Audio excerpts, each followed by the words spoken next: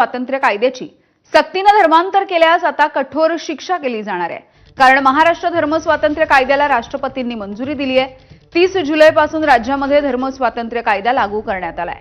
या कायद्यामुळे बळजबरी, फसवणूक, अवाजवी प्रभाव, आमिष किंवा विवाहाद्वारे केल्या जाणाऱ्या बेकायदेशीर धर्मांतरणामध्ये प्रतिबंध लावला जाणार आहे। बळजबरीने धर्मांतर केल्यास 7 वर्षांच्या शिक्षेची तरतूद करण्यात आली आहे। तसंच हा अजामीनपात्र गुन्हा असेल।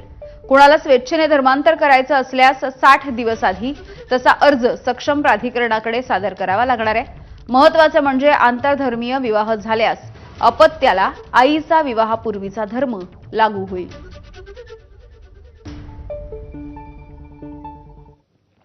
महाराष्ट्र धर्म स्वातंत्र्य कायद्याला आम्ही कोर्टामध्ये आव्हान देणार असल्याची माहिती वंचित बहुजन आघाडीचे प्रमुख प्रकाश आंबेडकर यांनी दिली आहे। आम्ही त्याला चॅलेंज करणार आहोत कोर्टामध्ये। तर का कोणी कुठल्या देवाला मानायचं, त्यांनी कुठल्या संताला मानायचं, हा सरकारच्या परमिशनचा इश्यू नाही आहे।